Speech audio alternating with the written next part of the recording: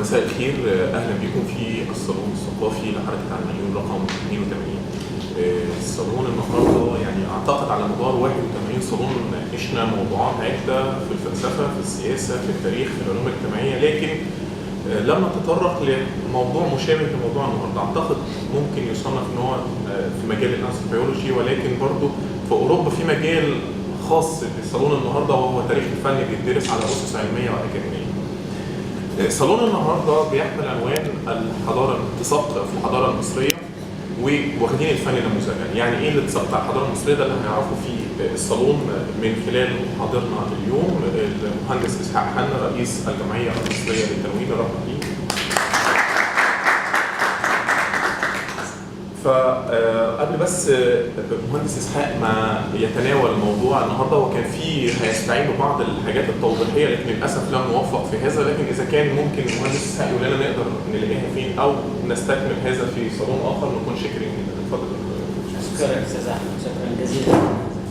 هو فعلا يعني ده هيبقى سبب ان احنا نتقابل مره ثانيه، لان الحقيقه الكلام من غير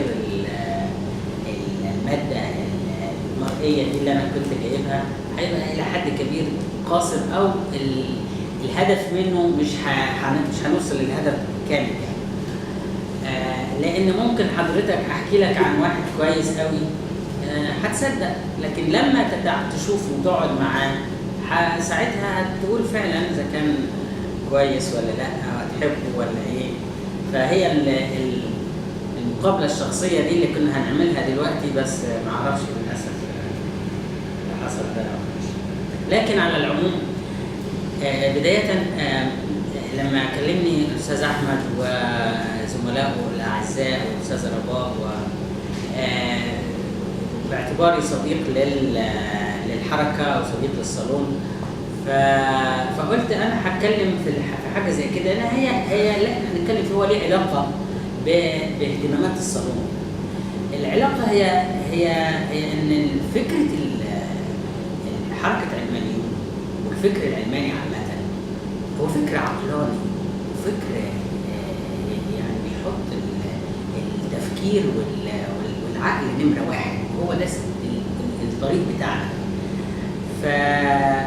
والمصريين اليومين دول متهمين بانهم الى حد ما سابوا القصة دي وماشيين بالخزعبلات وما شابه ذلك، وده صحيح إلى حد ما في جزء كبير من الشعب المصري.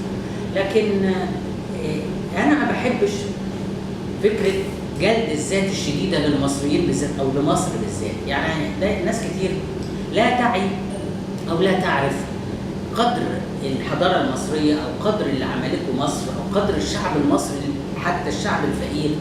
فدايما تبص ليهم يتهموهم بقى ده شعب مش عارف ماله وشعب كذا وشعب كذا. نعم، شعب متدين بطبعه. شعب متدين بطبعه دي يقول يمكن مثلا ما هياش شتيمه يعني، لكن انا بتكلم على الشتايم يعني. في حين انك ممكن تلاقي جدا سلوك لهذا الشعب الفقير، سلوك متحضر في بعض في اوقات كثيره يعني.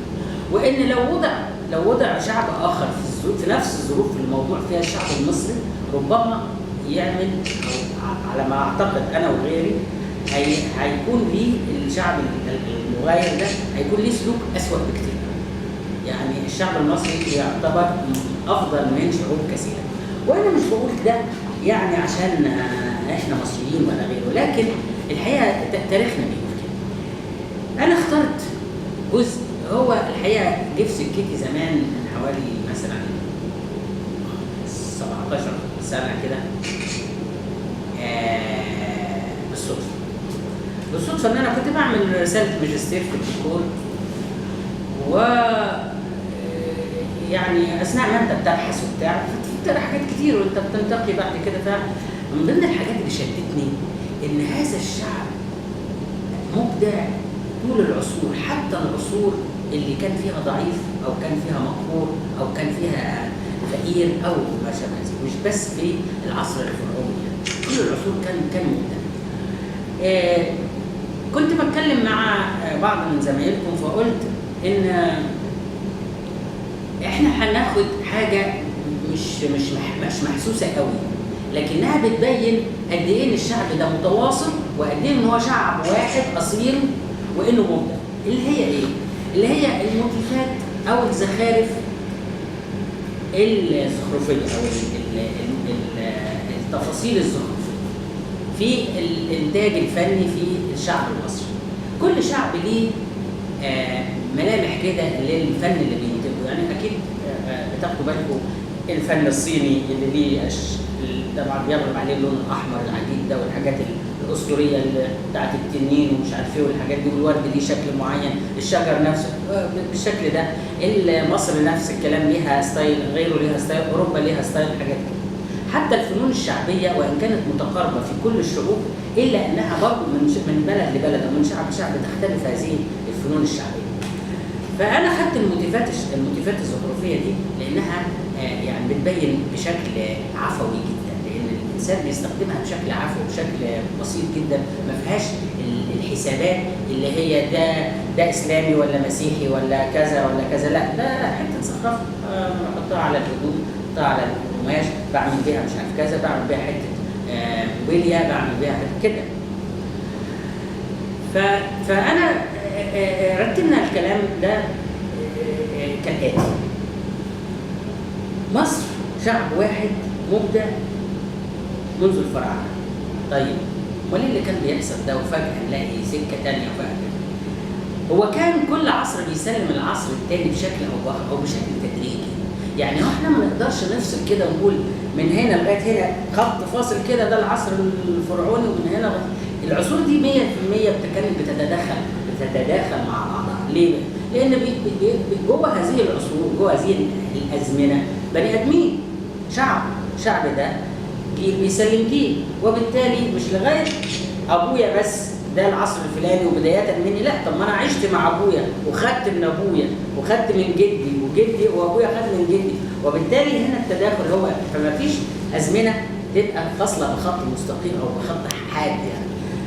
فنلاقي التأثيرات بقى. الفن المصري القديم مثلا أثر في اللي بعد، أو بمعنى أصح الفترة اللي جت بعد المصري القديم اللي هو المصري اللي بنسميه تجاوزا الفرعوني 100% كان متأثر في فترة من الفترات بالفن الفرعوني، اللي هو إيه الفترة أنهي بقى؟ جاي بعد الفرعوني الفترة القبطية.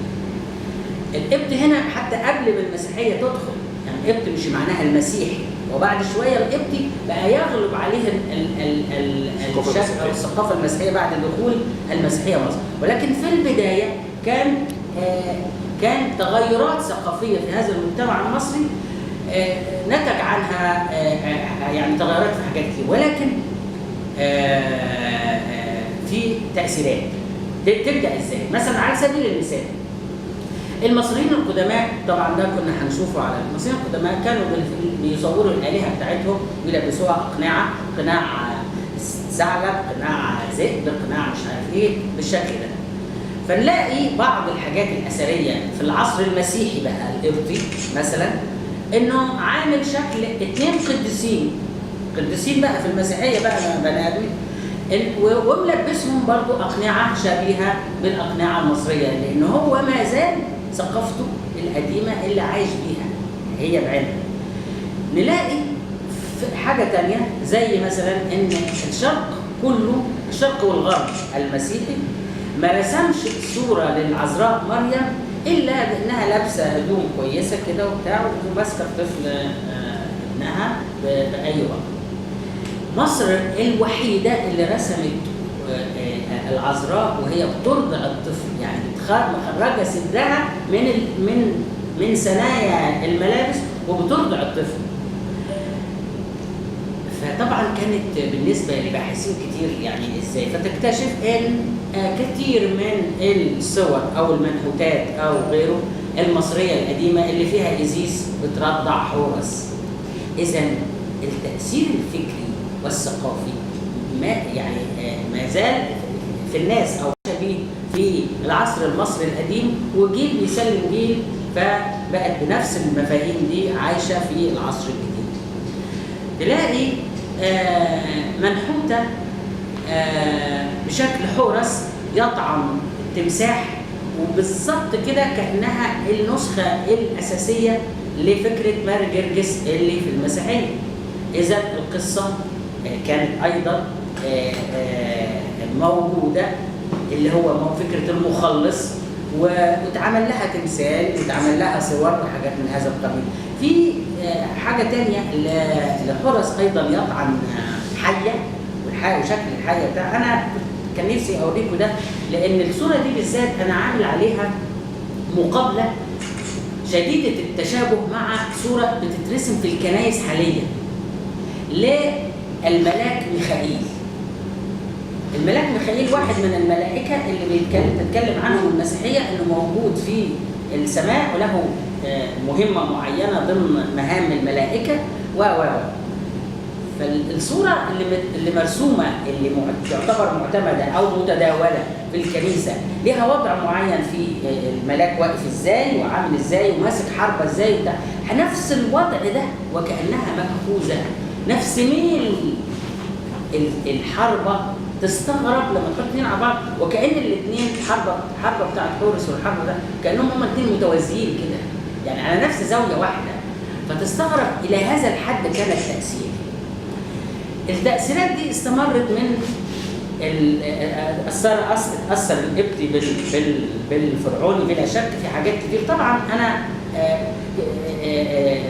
بتكلم عن الموتيفات الزخرفية، لكن أكيد أنتوا عارفين إن الأغاني كان فيها تأثيرات أو الترانيم. على ما أعتقد الكنيسة كلها متاخدة من الموسيقى المصرية القديمة، الترانيم وخلافه، وكل العصور بتسلم بعضها بشكل أو بآخر. الأمثلة الشعبية، الكلمات اللي إحنا بنقولها كلمات مصرية، اللي إحنا بنقولها في اللغة الدارجة بتاعتنا هي كلمات مصرية بالأساس. أشياء كثيرة. ناخد جزء أساسي وهو العمارة مثلا المصرية، بالأساس المعبد عبارة، المعبد المصري عبارة عن صفين من الأعمدة واقفين كده في مساحة، ثم في مساحة بالأمام تانية أصغر شوية بيسموه دي القدس، ويسموه دي القدس الأقدس. الكنيسة كده، الكنيسة اتخذت. طبعا في بعض المسيحيين اللي بيعتمدوا على، زي ما من شويه كنا بنتكلم على الكتب الدينيه، فبيقولوا ان الكنيسه جت من حاجه ثانيه اسمها خيمه الاجتماع بتاعه موسى واليهود واللي مكتوبه في التوراه وبتاع. لكن الحقيقه العماره بتاعه خيمه الاجتماع تختلف تماما عن عماره الكنائس عامه، اللي هي ما يسمى دلوقتي العماره البازيليكيه، اللي هي عباره عن صفين اعمده كده وفوقهم قبه او نص برميل او غيره او سقف ايا كان شكله، ثم فناء اخر اسمه قدس الاقداس، وده اللي موجود فيه. ده عملته مصر، وعملته مصر في البدايه على فكره ان المسيحيه دخلت في مصر تقريبا قبل كل البلاد الثانيه، وكانت مصر فعاله من ناحيه بلد غني وبلد مبدع وبلد، فهي اللي عملت كل الحاجات دي. القبه مثلا على سبيل المثال هي مصر اللي عملتها، يعني اول ظهور للقبه في العماره الانسانيه عامه هو في مصر، في مقبره اسمها مقبره لواحد قز اسمه سند، وليه تمثال في المتحف المصري هو ومراته وولد وبنت وولاد، تمثال غايه في الروعه والجمال. والمقبره دي معموله قبه، وبعدين مصر في يعني اتخذت منها المعلومات دي لما كنا تبع الامبراطوريه البيزنطيه والامبراطوريه الرومانيه. طنطا مش وجدت في مصر، لكن لا الحقيقه ده الحقيقه. فالعماره نفس الكلام، سواء عماره الكنيسه او عماره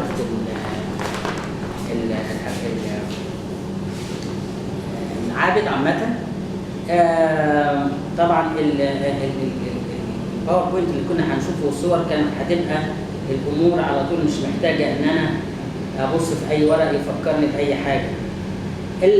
قلت لحضراتكم طبعا في اسماء كتير. المصريين بقى كان لما بيجي يدخل من عصر لعصر كان جميل قوي ان هو بياخد حاجته معاه، زي ما دخل على المسيحيه وهو في الفرعوني فخد معاه بعض الحاجات اللي هي من العصر المصري بتاعه. على سبيل المثال مثلا في الاسماء المصريه، تلاقي مثلا حاليا في البلاد العربيه ما في اسماء كتير مش زينا، واحنا في عندنا اسماء مش موجوده دلوقتي. زي مثلا عندنا تلاقي اسم واحد بخيت، تلاقيه في مصر ما تلاقوش في حته ثانيه. عيد مثلا تلاقيه في مصر ما تلاقيش كتير في حته ثانيه، وخاصه ربما حد يقلدنا ولا حاجه في الايام القريبه دي، لكن قبل كده ما كانش فيه. على سبيل المثال ليه بقى؟ وعندنا برضو عزيزه الكثيرين يعني بيقولوا انها الاسم المعرب من ازيس او المخفف من ازيس. عيد ده لانه كان من ضمن الاسماء اللي في العصر القبطي بشاي، ولغايه دلوقتي في ناس يقول لك عم بشاي اللي هو اسمه بشاي، هو بيشاي بالنطق بتاعه معناها عيد. وبيشوي اللي بنسمعه كتير دلوقتي، في شباب كتير اسمه بيشوي اللي معناها بخيت. فتلاقي ان في وقت من الاوقات المصري لما جه داخل على حاجه جديده، اما خدها معاه ولونها باللون الجديد، فخد بشوي وسماها بخيت، يعني ترجمه بعد ما دخل في العربيه مثلا. العرب لما دخلوا بقى ما كان معروف ان هم اهل بديه، شغل يعني ما مش اهل حضر وكانوا اهل ترحال، فسابوا كل الامور المدنيه في ايدين البلاد اللي هم دخلوها. مش بس في مصر، لكن اي بلاد كانت صاحبه الحضاره اهو والعرب دخلوها، سابوا حاجات كتير في ايدين. هم مش داخلين غير عشان ياخدوا جزيه وياخدوا خير باي شكل، يعني استعماري، ياخدوا خير باي شكل. فكان ده ساعد في ان المصريين يظل في ايديهم كل شيء من حضارتهم، ولكن عشان النظام الجديد او عشان المرحله الجديده كان لازم يتعاملوا مع المرحله الجديده اللي هي فيها الحاكم، لان الحاكم هنا اساسي، هو اللي بيصرف، هو اللي بينظم الامور، هو اللي احيانا يمنع، هو اللي احيانا يمنح، وبالتالي كان لابد. فكان طبيعي ان الناس مثلا تتعلم اللغه العربيه. المصريين كانوا بيتكلموا مصري. بالمناسبه اللغه المصريه هي اللي ما زلنا نتكلم كتير منها في اللغه العاميه، مصر بتتكلمها. كل القصه انها كانت بتكتبها زي ما حضراتكم كتير من حضراتكم عارفين، بتكتبها بحروف لها اشكال. الحرف اللي هو فيه الصور زي اللي فيه النسر والكذا اللي هو بيسموه الهيروغليف، وبعدين في خط تاني هيراتيقي وبتاع الكهنه وبتاع الاديان وبتاع دي، وخط تاني هيراتيقي اللي هو ديموتيقي اللي هو الشعبي ده اللي جاي منه الديمقراطيه. الديموتيقي اللي هو الشعبي مختصر جدا.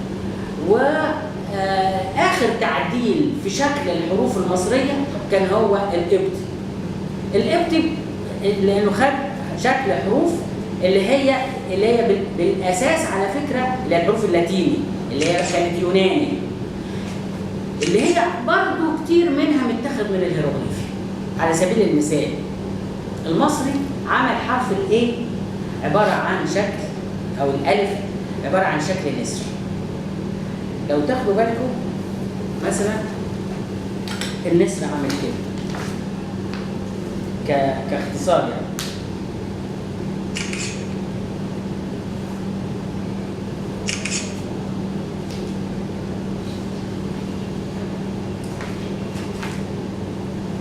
يعني باختصار جسم جسم ورجلين بيقف عليهم، وفي مسافه بين الرجلين، يعني الجناح قصدي، يعني ده اللي هو الجناح والجسم ورجلين بيقف عليه، يعني تقريبا كده. فهم خدوا ده. ليه خدوا النسر مثلا وحاجات كتير زي كده؟ خدوا ده.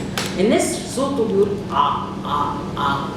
هم خدوا اللي هي الايه اللي طالعه من الحلق بقى دي الايه، ورسموا النسر. لو خدت بالك بقى، لو النسر ده لو الشكل ده خدنا الاوتلاين بتاعه، ادينا ايه؟ خدنا الاوتلاين بتاعه كده اهو، ده حرف ايه؟ هو بعينه. ولو صغير هيبقى عامل كده اهو، هي بعينها. واخدين بالك؟ اللي هو بعد كده بقى ده ايه الالفا اللي في المصري اللي هي اللغه المصريه اللي هي القبطي لاخر تعديلات او اخر تطور للحرف المصري اللي هو بقى الفا، اللي بعد كده اتاخد منه بقى الايه في اللغات اللاتينيه وحاجات كتير من هذا القبيل. فمصر المبدعه بالشكل ده طبعا اساسيه في طيب في العصر الاسلامي بقى كان مصر فيها ما يسمى المصريين في الوقت متسميين الاقباط بسبب على فكره التسميه دي مش هم اللي سموا نفسهم، التسميه دي كانت تسميه الناس اللي جايين من بره، كانت تسميه العرب للمصريين سموهم الاقباط. وبرضه جايه من حاجات كتير زي ما حضرتك عارفين ان في اسم مصر من ضمن اسماء مصر هاكابتاح، يعني في مصر في ليها اسماء كتير من ضمنها كيميت، يعني كيميت يعني الارض السوداء او الارض السمراء او التربه السمراء. خبر الكيمياء. نعم؟ كيميت دي منها اصلا. كيميت جايه من كده ودي وسموها بعد كده ارض الكيمياء. ان كيميت يعني لانها هي كانت مصر كانت متقدمه طبعا جدا في الكيمياء فجي منها كلمه الكيمياء اللي هي كيميت. وكان ميسير اللي هي مصر معناها المحروسه او بمعنى صح معناها المتصوره. مصر دي اللي هي هيروغليفي ولا مصر الاسم قبطي؟ لا من ضمن الاسماء اللي مكتوبه بالخط الهيروغليفي عن مصر ميسير. يعني ما نزعلش ان مصر اسمها مصر دلوقتي. لا ما نزعلش لا بتاعتنا. فكانت ميسير برضه ده كان ما يطلقه الاخرين اللي هم خارج مصر عن مصر. اللي خارج مصر ليه بقى؟ لان كانوا بيسموها الارض المتصوره او بمعنى صح الارض او البلد ليها حدود، لان البلاد الثانيه كانت مستباحه مفيش حدود، لكن مصر كان ليها قوانين الصحراء من كل جانب كانت حامياها طبعا. لا وفي نقاط حدوديه حاميات، يعني في جنود بيحموا عارفين منين لفين السكه بتاعتنا او المكان بتاعنا ومنين لفين عشان قافله التجاره بالشكل ده. والملوك لما كان في بعض الاغارات على مصر كان ملوك زي احمس ولا رمسيس الثاني ولا غيره كانوا بيأمن حدود مصر لغايه بعد مصر فيه، واحيانا كان يحط شاهد من الحجر او من غيره في مكان ما باعتبار انه وصل الى هذا المكان، زي ما في شواهد زي كده في سوريا وفي فلسطين. ولحد الجند تقريبا الثالث في السودان. ولحد الجند الثالث في السودان بالظبط. فكان من ضمن اسمها المتصوره اللي جه منها بعد كده المحروسه. ما متصوره يعني ايه محروسه؟ وعلى فكره هم برضو كلمه المحروسه جايه برضو بسبب الناس دي كلها لما كان يحصل مشكله في بلد ثانيه لحد كبير او حد ما وعايز يبقى في مكان امان، يجي البلد اللي متصوره اللي فيها قوانين اللي فيها حدود اللي فيها كذا، فبقت المحروسه لان هو كده بقى في الامان محروسه. فاتسمت الى الان المحروسه اللي احنا فطبعا من ضمن الاسماء هاكابتاح لارض الاله بتاح، وتحرفت بقى هاكابت، وبعدين جم اليونان سموها هاكابتوس وبقت كابيتوس اللي هي دي منها ايجيبت وايجيبتوس باليوناني وبالشكل ده. فكل ده ادانا ايه بقى؟ الاقباط في الحاله دي او المصريين في العصر القبطي اصحاب تاريخ، اصحاب حضاره اللي وارثينها من اهاليهم واجدادهم، وكل ما الصنايع اللي بعديه واللي بعديه كل جيل بيسلم جيل، ومن هنا بتبدا الحضارات تنتقل من جيل لجيل. طيب بقى في العرب وبقى في امبراطوريه اسلاميه وبقت في متراميه الاطراف وبقت عايزه تبني في بلاد كتير تاني، فكانت ياخدوا الصناع المصريين عشان يبنوا الجوامع والقصور في البلاد الاخرى، في الاردن في بغداد في كذا كان بيتاخد المصريين. طب هم طبعا الاثريين والتاريخ والباحثين بعد الغزو العربي طبعا بعد دخول العرب مصر مثلا بعد دخول العرب مصر كان طبيعي انهم الحكومات او الولاة والمسؤولين المسلمين انهم ياخذوا هذه الفنيات المصريه ليستفيدوا بها في اماكن كثيره، فكانوا بياخذوهم يبنوا في كل حته. على سبيل المثال او بما يعني اللي ما يصحش ان احنا ننساه حتى الاسطول الاسلامي اللي بناه طارق بن زياد وراح غزا بيه الأندلس، بنينه مصريين في تونس. أخذ من مصر من بناة المراكب والسفن، أخذ 1000 أسرة. شوف يعني كانت لفتة كويسة، إنه عشان يضمن إنهم يشتغلوا كويس خده هو بعيلته عشان ما يبقاش قاعد بقى متضايق ولا بتاع. فأخذ 1000 أسرة من هؤلاء الناس بناة السفن في مدينة في تونس، وبنوا الأسطول الإسلامي اللي غزا به الأندلس. بعد كده في كتير من الناس المصريين دول قعدوا في تونس واستوطنوا وعاشوا هناك، وده ربما يفسر لنا ان بعض الناس بتقول ثمة تقارب ما بين الشعب التونسي والشعب، ربما دي يعني عنصر او حاجه يعني ربما يعني. زيها على فكره ان في وقت من الاوقات كان المصريين بيهاجروا لاسباب الاضطهاد الديني المسيحي، الاضطهاد الكنيسه البيزنطيه للكنيسه المصريه، فكان كتير من القادرين على الهجره الاغنياء بقى، ودي دايما مشكله ان الاغنياء هم اللي بيسيبوا البلد، والناس الوطنيين او الشعبيين هم اللي بيسيبوا البلد. فكان في ناس كتير هجرت لروما، لانها كده بالشكل ده هو يعني هيبقى كانه مستخبي، عارف زي الحرام اللي بيستخبى جنب الاسم، بالظبط كده بيستخبوا جنب الاسم. ففي كتير كان سفن كتير جدا بتاخد من اسكندريه مصريين لروما، وده برضو ربما يعزي بعض الناس بتقول فيه برضو تشابه ما في الزيطه اللي بيعملوها الطلاينه، واللي ينادوا على البضاعه زينا ويعملوا مش عارف ايه واكتر ده معلمين على كل حاجه. مش كده حاجات كده. فعندنا مثلا ناخد في العصر الاسلامي ان مثلا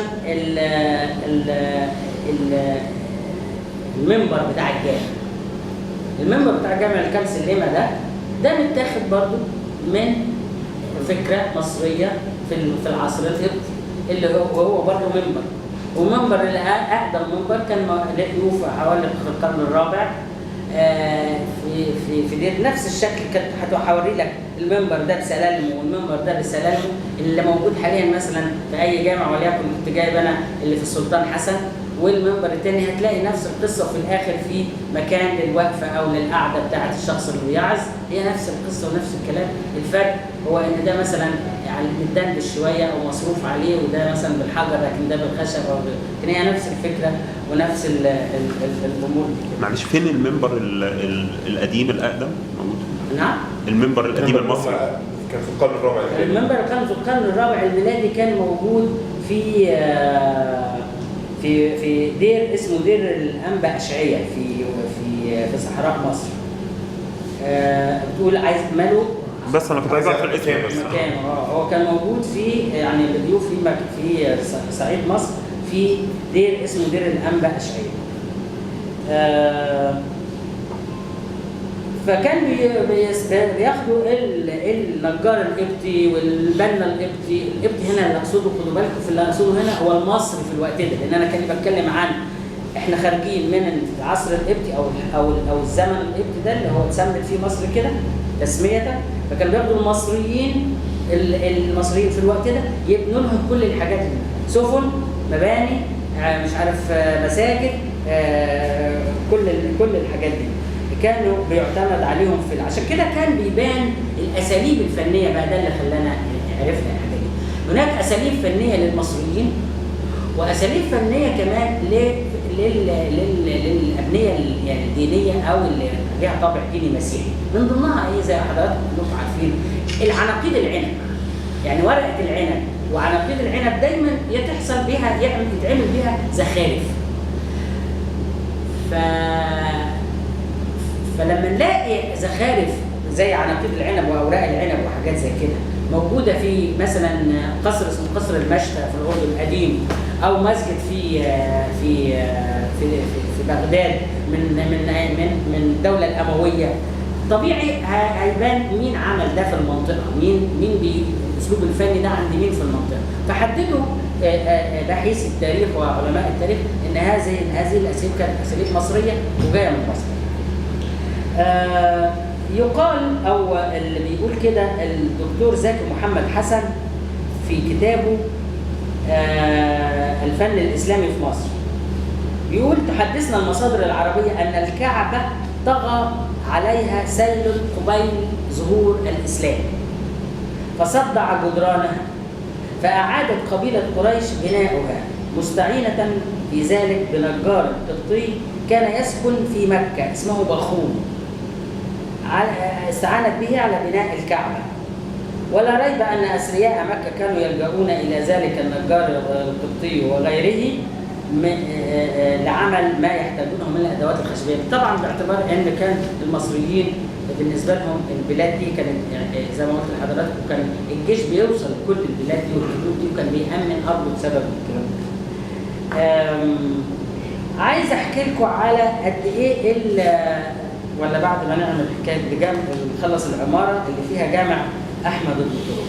في سنه 870 الوالي احمد بن طولون في مصر حب يعمل الجامع بتاعه اللي احنا عارفينه دلوقتي.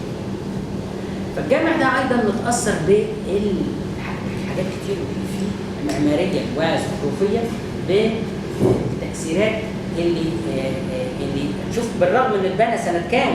870 ميلاديه، يعني كان ما يسمى بالعصر القبطي انتهى. لكن اللي انا عايز اقوله بقى في ده ازاي رغم انه انتهى الفنيين اللي عملوا هذا الجامع لسه جواهم هم ما حضروش، يعني هم ما حضروش سنه مثلا 50 ميلاديه و60 ميلاديه ولا سنه 20 و30 و50 قبل الميلاد اللي كان فيها العصر القبطي.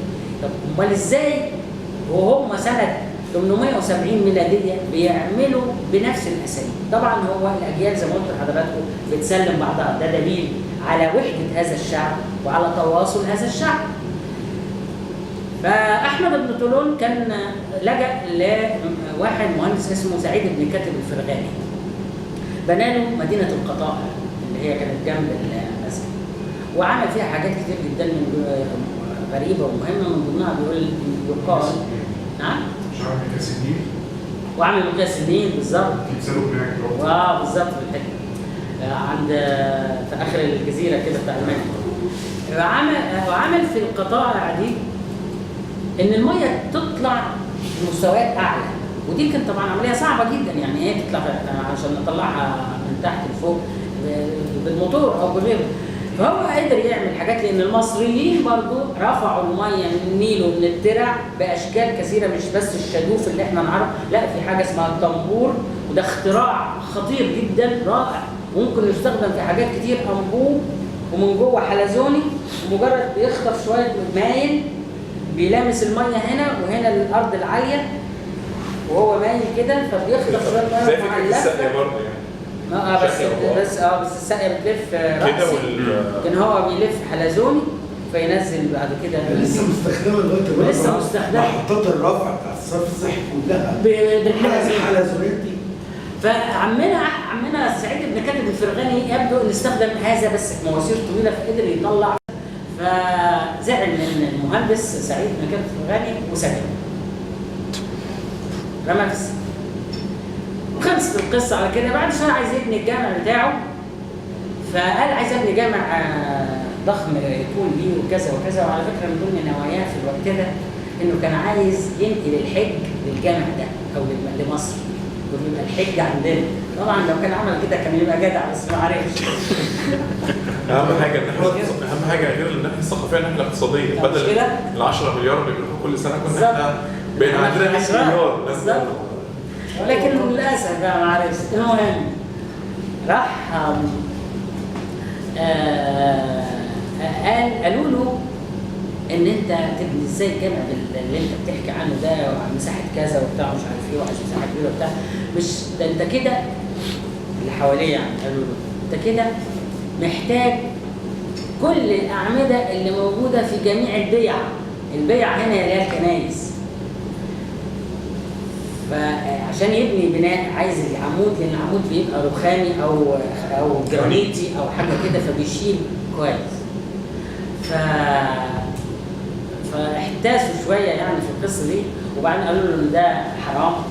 فالراجل يعني قال ما معناه، يعني هو اسمه كبير، هو اسمه كبير ان هو يهد كل البيع عشان خاطر يبني الجامع، ولكن ان الله سيغفر له لانه سيبني جامعا كبيرا. اسمه كبير ولكن هيغفر له عشان الجامع.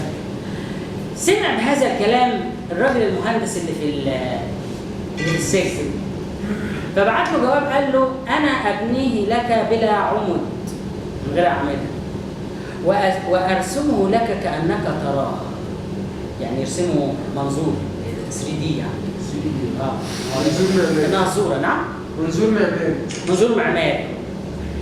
وده اللي بيخلينا نسمي الراجل ده مهندس، يعني هو اكيد في الوقت ده ما فيش مهندس، لكن في معلم كبير بتاع بنا.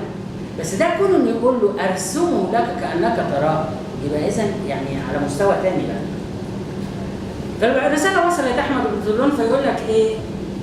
فقرأ الرساله فتذكره فارسل واستحضره. يبدو انه كان نسيه، يعني كان رميه في السجن ونسيه، فافتكر جابه فرسم له وعمل الدنيا وقال له انا هعمل لك الجامع. فجاء عمل الجامع.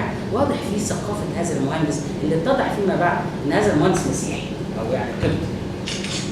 طبعا في العصر ده ازاي ده اللي انا بقى احكي لكم عشان اقول في هذا الوقت متاثر بالموتيفات والحاجات دي. قال ايه بقى؟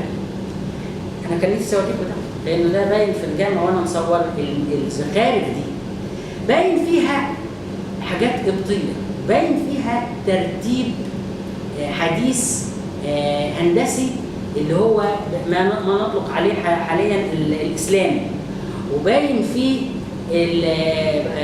بعض معالجات خطيه واشكال مصريه قديمه. ازاي هذا الرجل مسك كل ده جواه وطلع هذه الزخارف بهذا الزخم؟ هو ده اللي انا دايما متوقف قدامه واقول هو ده اللي بيبين لي قد ايه الشعب ده جميل، قد ايه الشعب ده بيختزن هذه الحضاره، قد ايه ان احنا ممكن نبقى شايفين شخص وشايفينه عادي وبسيط وبتاع، ربما جواه مخزون حضاري يطلع في وقت معين، يطلع بطريقه معينه، يطلع لما تجيله بالشكل ده. يعني هذا المخزون الحضاري عند هذا الرجل المهندس طلع في الزنقه دي، وبين فيه انه مدرك او هاضم لكل الحضارات اللي سبقته في هذا البلد. فعمل حاجه جميله جدا. حتى فهو باختصار بناه من غير اعمده ازاي؟ انه بدل ما يجيب عمود قوي صغير، عمل عمود كبير ضخم من الطوب، اعمده من الطوب، بس عشان ما تبقاش شكلها طوب وحيطه وكتف، بيسموه في العماره اكتاف. فعشان ما تبقاش شكلها اكتاف، اخذ ده العمود مثلا، اخذ الزوايا دي وخلاها مدوره، ودي مدوره كانها عمود ودي كانها، فبقى كان هنا 4 اعمده. وبعدين مع الزخارف بقى والدندشه وبتاع طلعت تحفه وحاجه جميله. فبقى ما استخدمش اعمده لا من كنايس ولا من اديره ولا من غيره، وفي نفس الوقت بنى بناء خطير جدا لسه عايش لغايه دلوقتي، وفي نفس الوقت جميل. فطبعا كانت عبقريه مصريه يعني رائعه في هذا المجال لاحد المصريين اللي ادهشوا دايما الاجيال. في عندنا حاجه مهمه جدا كان نفسي اوريها لكم برضه، بس مش عارف، احنا لازم نعمل مره ثانيه عشان كده هيزعلوا مني كل شويه اقول كان نفسي كاني بضحك عليهم. بص يا سيدي،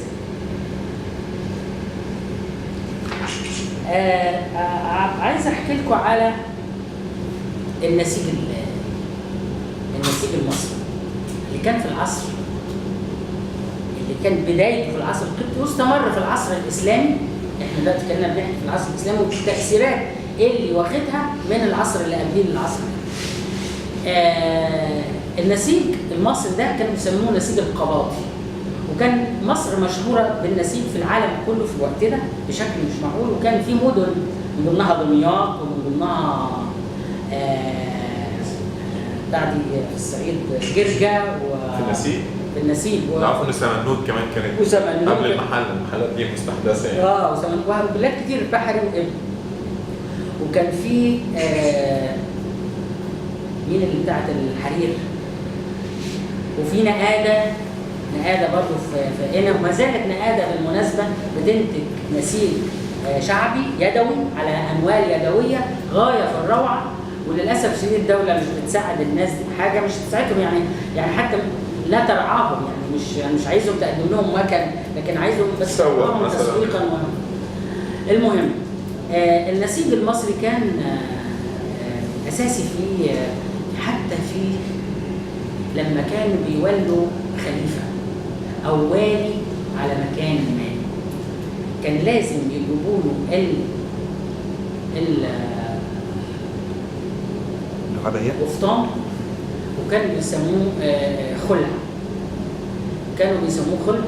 فلازم الوالي الجديد يخلعوا عليه الخلع. الخلع ده زي القفطان بيتعمل في مصر. كانت النسيج المصري من الكتان، وكان معمول في حاجات عجيبه جدا. اولا كان في نسيج مقصر يعني بخيوط الذهب، عملوا كده. كان في نسيج برضه بخيوط الفضه. كان في نسيج ملون بالوان خطيره جدا، لدرجه انه كانوا ثمنه يوزنوه وقصاده فضه، قصاده يعني عملات فضه. بس كان في نسيج كمان يقول لك وصلوا لحاجه جميله قوي، انهم وصلوا للون صبغات يتغير لون النسيج بتغير اوقات النهار.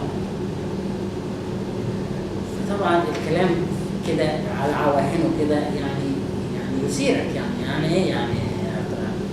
فالقصه انهم لو حضراتكم شفتوا المحاره اللي بتبقى في البحر، بيبقى فيها تجيبها كده تديك الالوان اللي بتعكس دي، زي الالوان اللي بتعكس على السي دي. الحكايه دي حكايه درجات انكسار معينه لاملاح وحاجات ليها درجات انكسار بتعكس الضوء. والضوء حتى دلوقتي اللي بيعملوا بيه فصل الالوان للطباعه ومش عارف ايه، بيعتمد على فكره انكسار الشعاع الضوء بناء على اللون. اللون الاحمر بيعكس بدرجه ميل كذا، الاصفر بدرجه ميل كذا، الازرق، فيقدروا يفصلوا اللون ده عن ده عن ده. يعني صوره فيها كل الالوان بنقدر نفصلها، عشان لما يجوا بيطبعوا اللون ده لوحده وده لوحده فوق بعضهم، فتطلع بعد كده نهائي اللون. هي نفس الفكره اللي المصري القديم اخذها، فاخذ هذه الصبغات من المحار، بس هو لقاها في المحار، اكتشفها في المحار، انما هو وجد ان هناك نبات في اعماق البحر. بالمناسبه كان البحر المتوسط اسمه البحر المصري في الوقت ده.